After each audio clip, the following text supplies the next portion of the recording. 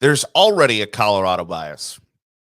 After 3 weeks of Deion Sanders being the head coach of Colorado, they are already getting the benefit of the doubt, the favorable coverage, everything that comes with being a college football darling. I don't know how he did it other than simply being Deion Sanders. And there's a case in point for this. Last night, Travis Hunter got taken out of the game on a hit. Was it late? Yes. Was it dirty? Yes. But was it any more dirty than Shedeur Sanders poking a Colorado defender in the eyeball? No. It's Shedeur Sanders poking somebody in the eyeball is exponentially dirtier than the hit that took out Travis Hunter. And there's no argument otherwise. The hit was late and dirty on Travis Hunter. But at least it was somewhat of a football play, and it happened in a somewhat bang-bang manner. Was it late? Yes, absolutely. There's no denying that. But there's no excuse for poking somebody in the eye on a second attempt after you missed. And the reaction to the Travis Hunter hit was quick and vitriolic. There was a social media uproar where LeBron James is on social media complaining about the hit to Travis Hunter. I didn't see a whole lot of people saying, hey, that's pretty dirty there of Shedeur Sanders to poke somebody in the eyeball. Travis Hunter is supposedly going to miss a few weeks. That stinks. The guy from Colorado State, I have no idea what happened to his eyeball, but you know what? That plays it's not even a play. That action is a hell of a lot more dangerous than somebody taking a shot to the ribs. You could blind somebody. And I didn't see the reaction anywhere close to the reaction of Travis Hunter getting popped. But I think you have to ask yourself, why are we not in an uproar about Shedeur Sanders poking somebody in the eyeball, and why you are in an uproar about Travis Hunter getting popped? And the answer is pretty simple. We're in the entertainment business. We want to be entertained by college football. And let's be serious. You're not looking to be entertained by Colorado State for the rest of the year. Last night is probably the last time you will pay attention to the Colorado State Rams until they're playing in some midweek bowl game in December. That's just the reality of the situation. But you are expecting to be entertained by Travis Hunter and Shedeur Sanders in Colorado regularly going forward, including next week when they play Oregon. And that's what it really boils down to, is you expect Deion Sanders, Shedeur Sanders, and Travis Hunter to entertain you for the next couple of weeks, and you don't care about Colorado State, and that's okay.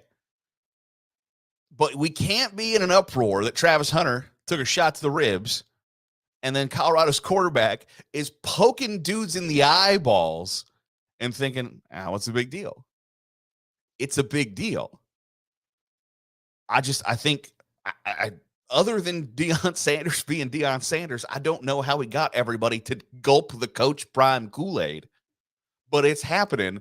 And pretty much every college football reporter, personality, what have you, outside of Danny Cannell, is carrying Deion Sanders' water for him. And I don't know that that's a good thing or a bad thing. I think having more eyeballs on college football, always a great thing. But if we're going to have more biased eyeballs on college football, don't like that. Colorado State's lucky to grab a win yesterday in double overtime, and should be thankful that happened, because otherwise the shine is off a little bit, and that's not a great thing. This is the Daily Huddle. I'm Garrett Seawright. Appreciate you making us a part of your day, however it is, wherever it is you're doing so. You can give us a subscribe, hit the thumbs up. It goes a long way in helping us get in front of more college football fans. And if you're listening on the podcast, drop a 5-star review. That helps get us in more feeds as well. kind of pivoting from Deion Sanders to Florida State, which used to be a natural progression. Florida State hangs on yesterday to grab a victory over Boston College, a Boston College team that, make no mistake about it, they should have blown out and were in the process of blowing out until they weren't. And it's easy on a Sunday to overreact. And that's what we're going to try to not do, because I think everybody has a game like that. Everybody has a game where the expectation is you're going to go in there, beat the tar out of your opponent on the road, and get out of there and keep on chugging away. And that didn't happen yesterday. But if you go back in the annals of the history of college football, it's pretty rare for championship caliber teams. Now, I think Florida State, it is not unreasonable to say that they have national championship aspirations. And I think the consensus so far is that they are a pretty high quality team. But if you go back through championship caliber teams, it's rare for one, a team to go even undefeated, but then two, go untested, unchallenged, or have a game where you can point to later in the season and go, man, if something bounces the other way in that game, are they even here? And that's part of the fun of college football, is because sometimes that ball does bounce the way and the entire system gets upended, and the 12-team playoff will avoid that. But we're still in a 14 playoff, baby. So Florida State can't afford to lose on the road to Boston College, who is going to struggle to be bowl eligible. You can't have it. And they didn't. But everybody has that game. Nobody can deny that the last 2 years, Georgia has been a juggernaut. Juggernaut. And they've had games where they were dangerously close to losing. Maybe probably should have lost and didn't. It does not mean that Florida State is overrated. It's not an indication that we have pegged them wrong or anything like that. Now, if it happens again, yes, sure, something to talk about, something to think about. But right now, I have no reason to question that they are one of the top 5 to 8 teams in the country just because they struggled in a road conference game. I think that is overreaction Sunday, and I don't want to participate in that. Now, if they lose or struggle again against somebody that they have no business losing or struggling against, sure, let's have that conversation. But I don't think that conversation is ready for right now. So let's pump the brakes there for now. And we can come back to it should the situation arise. Speaking of teams that had championship aspirations, that I think it's pretty clear that those aspirations are unattainable, is Alabama. Alabama has quarterback problems that aren't going to be fixed anytime soon. There is just simply not an answer at that position for the Crimson Tide. It's apparent, at least to me, that after last week, Jaden Milroe is not the solution and frankly might not even be an option. Now, Nick Saban is saying, yes, he's still an option for us. I don't think that's the case, because when you, as Alabama, the gold standard of college football for the last 15 years, essentially, when your offense is snap it to the quarterback and he'll run forward, snap it to the quarterback and he'll hand it off, or snap it to the quarterback and he'll just throw it as far as he can and hope that our guy catches it, their guy doesn't, or it's a pass interference, that can't be the offense that a team that had national championship aspirations is running. And I think it is a situation on the flip side of Florida State where Alabama was overrated and is overrated because they have an inability to move the football, because they do not have a solution at the most important position in the game. So they might need to come back to Jaden Milroe at some point, but that ship has sailed. You cannot perform at that level in a big-time game and come back from that later in the season in other big-time games and expect things to just magically have gotten better. He can get better through the season, but not to the level that Alabama needs him to. And I think he was just flat out in over his head. Now, Tyler Buckner is obviously not the answer either. He went 5 for 14, had 34 yards. You're getting 2.1 yards per pass. Woof. Now, Ty Simpson showed a little bit of potential, but potential is for fall camp. Potential is for the spring game. Potential is not for the middle of the season when you still have games against LSU and you still have games against Ole Miss and you still have games against Tennessee and Texas A&M. Potential is not going to cut it. So Alabama has problems, and I don't know how they get it fixed during the season. Because if that was a possibility, there could still be some light at the end of the tunnel that, you know what, maybe they can still go 11-1 and say, hey, the loss to Texas is, while bad, if Texas keeps winning, is not that bad. That ship has sailed, in my opinion. I don't know how you get to run the table the rest of the way with an offense that does not have the ability to effectively throw the football. In 2023, it's a tall task to say we're going to rely on our defense to carry us, because you can get good field position from timely turnovers, but basically getting to a situation where you're going to rely on your defense to not only get you good field position via turnover, but also get you points off of fumble recoveries for touchdowns and pick sixes. I just think for a team that like serviceable can't be the standard at Alabama. Serviceable at quarterback cannot be the, like, that's good enough is not good enough for that program. It shouldn't be. But what other option, what other situation is there to get out of that? I don't know. And I don't know where Alabama turns from here. We'll see if they can say, hey, we're going to score. Like, basically, we need a defensive touchdown. We need a special teams touchdown. And then the offense we'll see if they can get 2 touchdowns. And we got to keep everybody under 27. It's a tall, tall task.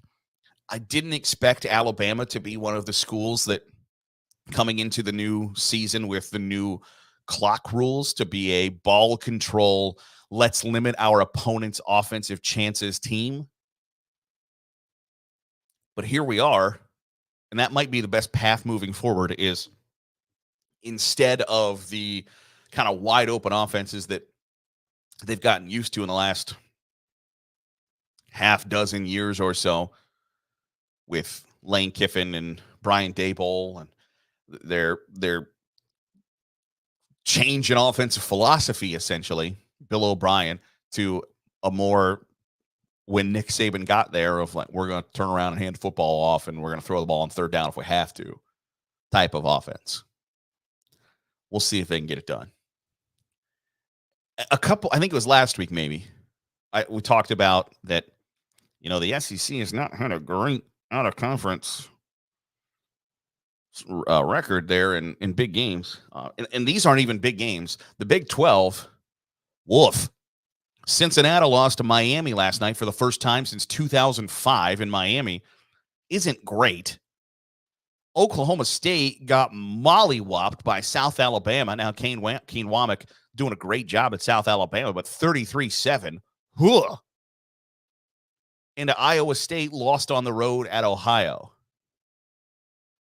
So the Big 12 lost to 2 MAC teams yesterday, and Oklahoma State got their tails pushed in by South Alabama.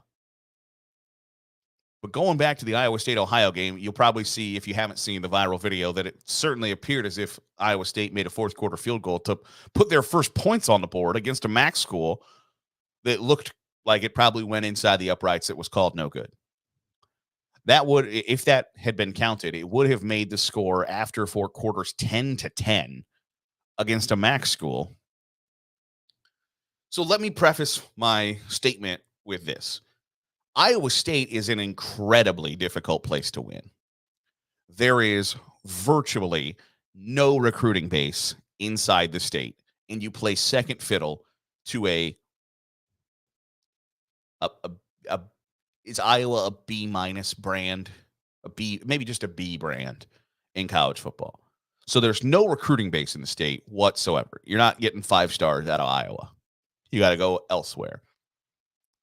You are in a second tier Power 5 conference, and you are at the bottom of that second tier Power 5 conference. You have no recruiting base, and the recruits that you are trying to garner, you're fighting with MAC schools. You're fighting with lesser programs. So Iowa State is expected to do more with less, and that's just the reality of that job. And the fact that Matt Campbell has had any semblance of success at that place is remarkable. But outside of that kind of quick run there a few years ago where they were probably overrated anyway, it's been a somewhat steep decline for the Cyclones since last year. They're 1-2 this year. They went 4-8 last year. And you can say, well, 6 of their losses last year were by 1 touchdown or less. And both of their losses this year have been 1-score games. But you can't keep playing the almost card. Matt Campbell is associated with virtually every non-elite job that comes up every year. Like when Nick Saban retires, and I've said before, I think it's this year, Matt Campbell can't be the hire at Alabama. If Ohio State, Notre Dame, Texas, Oklahoma, USC, Florida, Georgia, whatever, if one of those jobs came open, you like Matt Campbell, I don't think is generally associated with those jobs. But if Auburn, Michigan State, Washington, so those kind of B-tier programs, every time one of those jobs opens up, Matt Campbell is on the list of is this the job that Matt Campbell leaves Iowa State for?